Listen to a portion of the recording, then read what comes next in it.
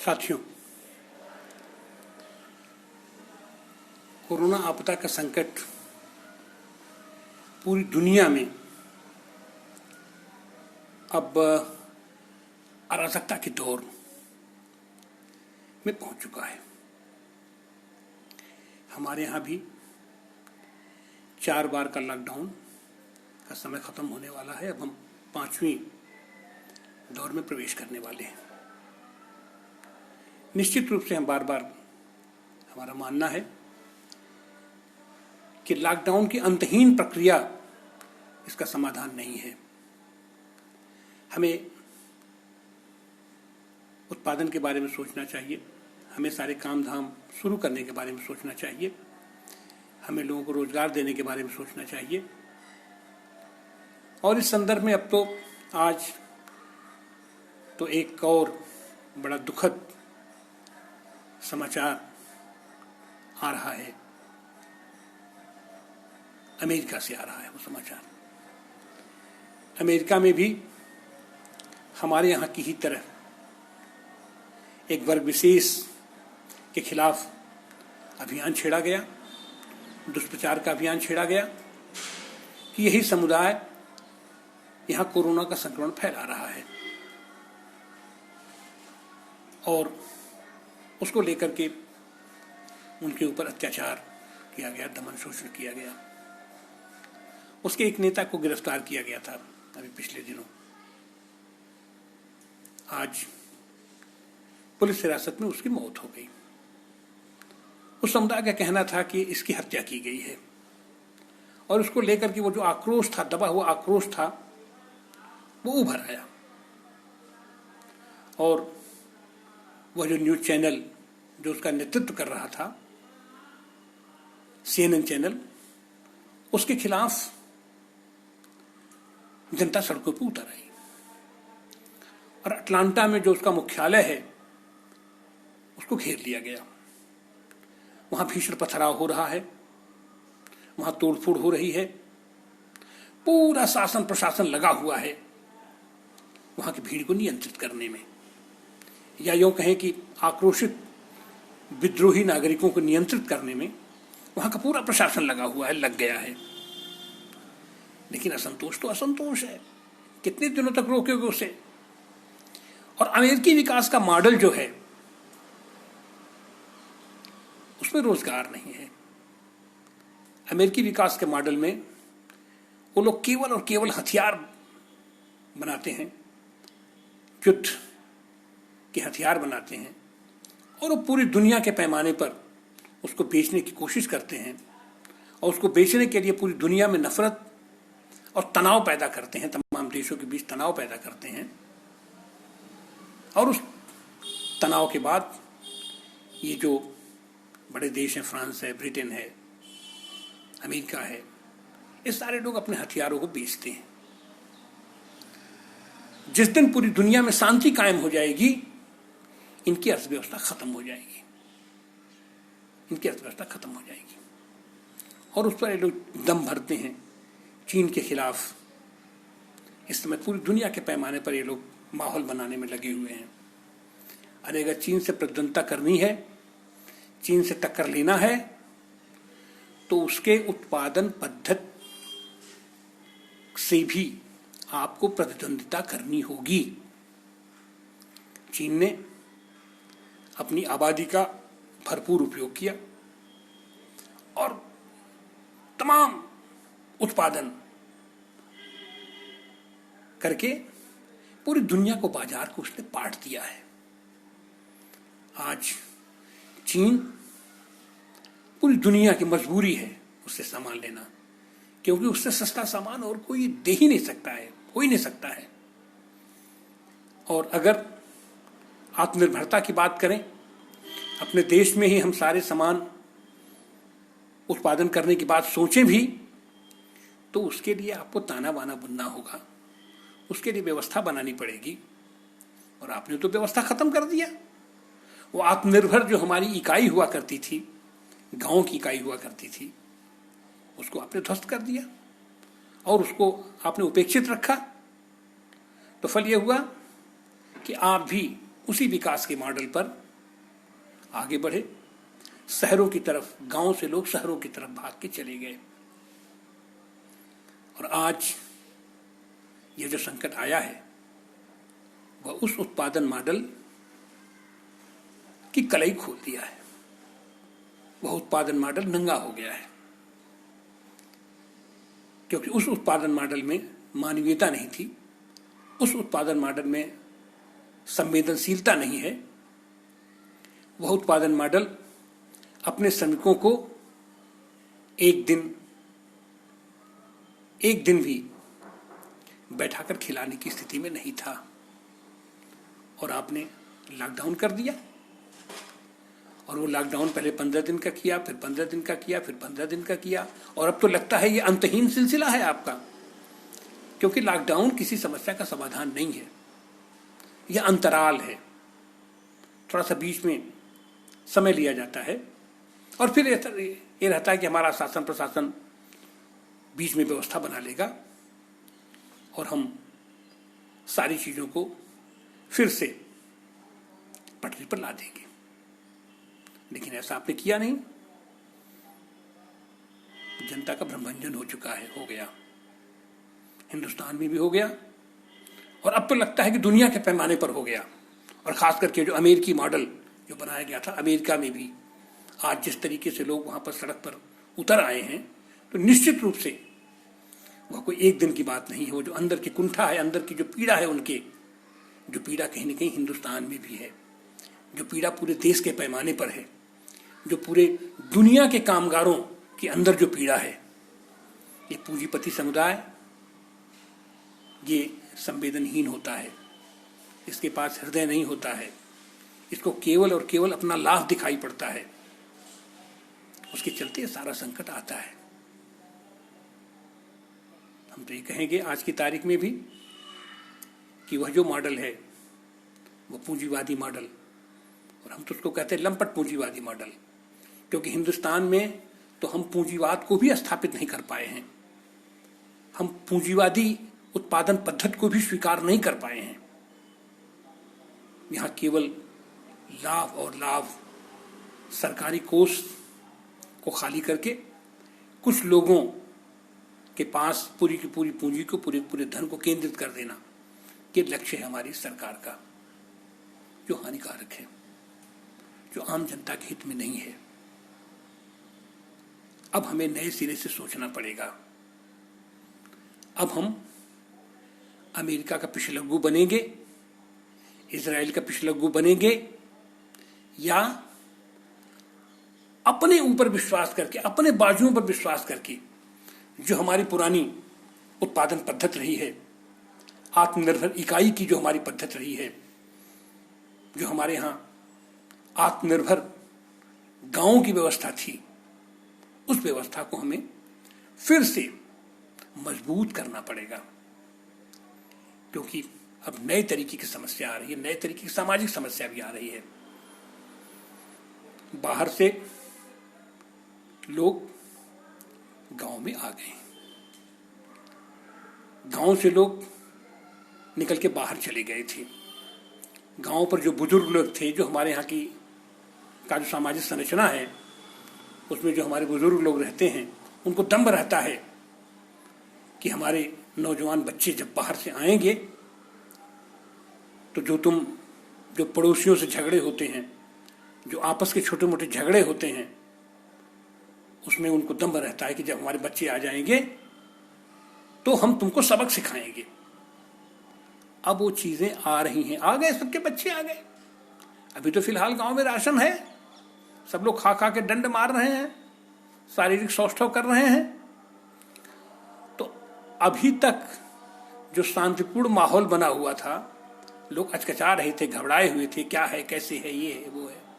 अब वो चीजें निकल के सामने आने लगी हैं। अब पुलिस के सामने खाली सड़क पर चलने वालों को रोकना नहीं है, संक्रमण को रोकना है, उनके जिम्मे नहीं रह गया है। अब गांव में फौजदारी भी शुरू हो गई है, अब गांव में लाठी डंडे भी चलने लगे हैं, अब गांव में आपसी प्रतिद्वंदिता भी बढ़ने लगी है। अब ये अराजक स्थिति बनेगी। और इसके बाद का जो कदम होगा कि जब उनको काम नहीं मिलेगा तो कुंठा में वो फ्रस्ट्रेशन में भूख जो न करा दे, फिर भूख डकैती कराएगी, फिर रोटी के लिए, अनाज के लिए छीना झपटी होगी, लूट होगी, डकैती होगी, चोरी होगी। ये सारे अपराध अब बढ़ेंगे। एक नए तरीके की सामाजिक समस्या खड़ी होगी, पूरे देश के पैमाने पर खड़ी होगी, और उसको हमारा ये पुलिस प्रशासन झेल नहीं पाएगा आने वाले दिनों में, क्योंकि भूखे लोगों से लड़ना बहुत मुश्किल काम है। अभी तो मजदूर जैसे तैसे, उसका लक्ष्य था कि हम अपने गांव पहुंच जाएं, अपने घर पहुंच जाएं, सड़क पर उसके साथ जो कुछ भी किया गया, जो भी अत्याचार किया गया, वो चुपचाप सहन किया। लेकिन अब जब वो अपने घोंसले में आ चुका है तो अब वो अपने घोंसले से बाहर निकलना भी नहीं चाहेगा, क्योंकि डरा हुआ है, डर गया है। इस विकास के मॉडल से वो डर गया है, इस शहरी मॉडल से वो डर गया है। शहर में जो उसकी उपेक्षा हुई, शहर में जो उसकी प्रताड़ना हुई, अब वो वहां फिर वापस लौट के जाना चाहेगा, इस पर बहुत संशय है। और अगर अब वो जाएगा भी तो अपनी शर्तों पे जाएगा, अपने सुरक्षा की शर्तों पर जाएगा। और खास करके उत्तर प्रदेश में तो हमारे मुख्यमंत्री जी ने एक प्रवासी आयोग का ही गठन कर दिया है। इनके अनुसार तो अब कोई बाहर जा ही नहीं सकता है बिना इनके परमिशन के। और इनके परमिशन की स्थिति यह है कि क्या होता है आप जानते ही हैं, क्या सरकारी अमला जमला कैसे काम करता है। तो 9 मन धान होगा ना राधा गौने जाएंगी, न किसी को परमिशन मिल पाएगा, न कोई जा पाएगा।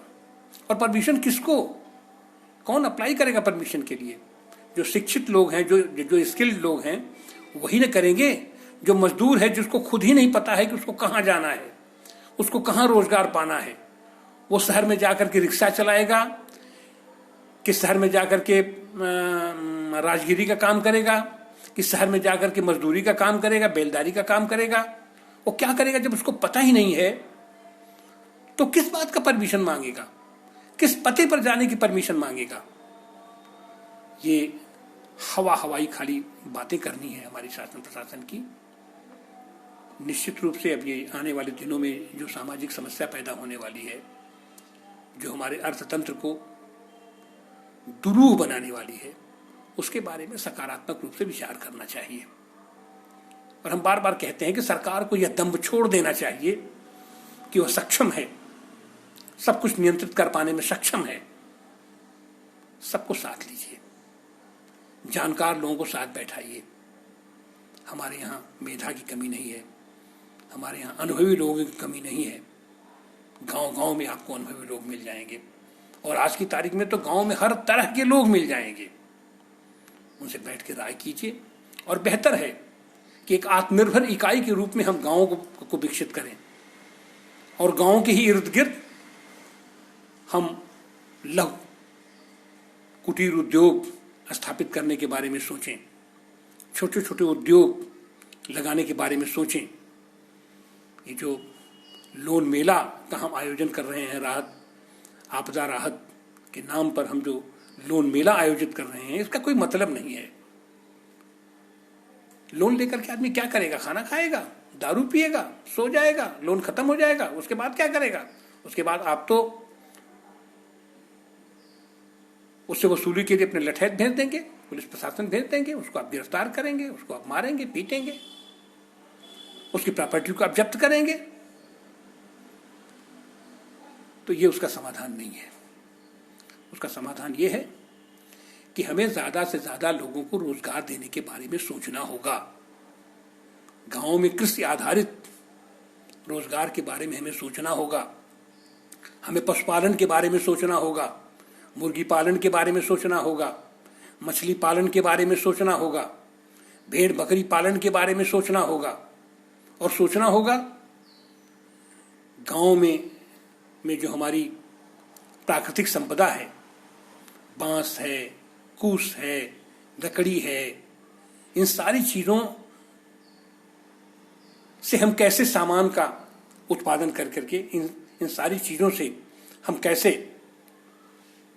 उत्पादन करके चीज़ों को बना करके हम शहरों की तरफ या विस्तार से इसको हम निर्यात करने के बारे में सोच सकें। यह एक हमें अर्थतंत्र विकसित करना होगा। यह हमें एक चेन बनानी पड़ेगी और यह चेन हम जितनी जल्दी बना सके, इसकी व्यवस्था हम जितनी जल्दी कर सकें, उतना ही देश के लिए हितकर होगा, उतना ही हमारे समाज के लिए हितकर होगा। नहीं तो आने वाले दिनों में जो अराजकता फैलने वाली है, हम उसकी भयावहता की भी कल्पना नहीं कर सकते। वो भयावह दृश्य होगा। इसलिए वो भयावह दृश्य हो, अमेरिका की तरीके से सड़कों पर विद्रोही समूह उतर आए, उसका इंतजार हमें नहीं करना चाहिए। हमें तत्काल सारे लोगों के साथ सबको इकट्ठा करके, चाहे वो सत्ता पक्ष हो चाहे विपक्ष हो, सारे राजनीतिक लोगों को, सारे सकारात्मक लोगों को, सारे सामाजिक लोगों को, जितने भी अनुभवी लोग हैं, उनको इकट्ठा करके उनकी राय लेकर के एक बेहतर तरीके की नीति हमें बनानी चाहिए। एक बेहतर से बेहतर नीति हमें बनानी चाहिए जो हमारे देश, हमारे समाज को एक समग्र विकास के रास्ते पर ले जा सके। बहुत ऊर्जा है हमारे देश में, बहुत ऊर्जा है। हमारा नागरिक आत्मसम्मान से अभिभूत है। वह भिक्षा नहीं चाहता, वह दान की चीजें नहीं चाहता, वह मुफ्त की चीजें नहीं चाहता।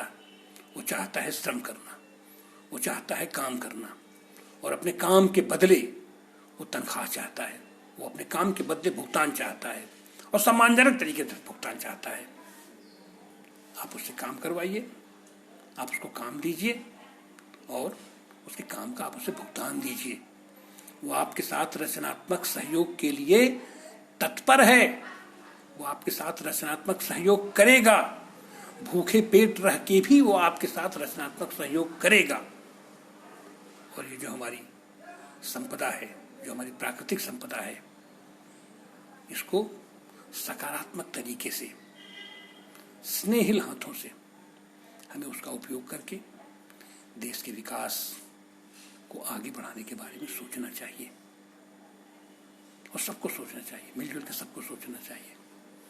हम खाली चुनाव जीत जाएं, हम कैसे अपना प्रचार कर लें, हम सारी मीडिया को कैसे मैनेज कर लें, हम कैसे जो स्पोक्स पर्सन हैं समाज के अंदर, जो प्रभावी लोग हैं, हम उनको कैसे आकर्षित कर लें, हम उनको कैसे अपने पाले में कर लें और उनका वोट हम गिरवा करके फिर एक बार सत्ता में आ जाएं, इसका कोई मतलब नहीं है।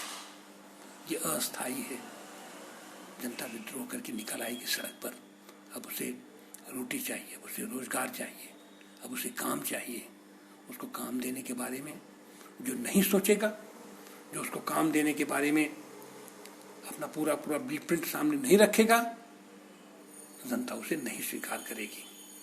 और इस बात को सारे राजनीतिक दलों को सोचना चाहिए। अब वो जाति आंकड़ों से अब चुनाव नहीं होगा संपन्न। लोकतंत्र को मजबूत करना है तो हमें अपने अर्थतंत्र को मजबूत करना पड़ेगा, हमें अपनी गृह नीति को मजबूत करनी पड़ेगी, हमें अपनी विदेश नीति को भी मजबूत करनी पड़ेगी, हमें अपने पड़ोसियों से भी सौहार्दपूर्ण वातावरण बनाना पड़ेगा। और ये जो युद्धोन्मादी देश हैं, जिनका काम है युद्ध के लिए प्रेरित करना और अपने हथियारों की आपूर्ति करना, हर जगह उनके छल छद में हमें नहीं पड़ना चाहिए। हमें शांति के रास्ते पर अपने विकास के लिए आगे बढ़ना चाहिए। और उसके लिए ज़रूरी है कि देश में शांति हो, और देश में भी शांति तभी होगी जब हमारी सीमा सुरक्षित होगी, हमारे सीमा पर भी शांति होगी। उस सारे शांतिकामी लोगों को एक साथ इकट्ठा करके, एक साथ बैठा करके हमें विचार करना चाहिए, बात करना चाहिए। बहुत बहुत धन्यवाद। जय हिंद, जय समाजवाद।